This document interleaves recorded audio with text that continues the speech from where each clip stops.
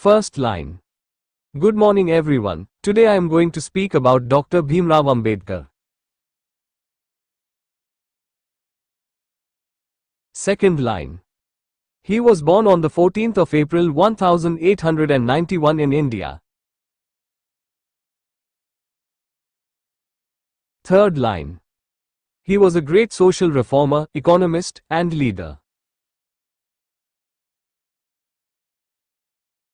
Fourth line. He fought against untouchability and social discrimination. Fifth line. He is known as the father of the Indian Constitution.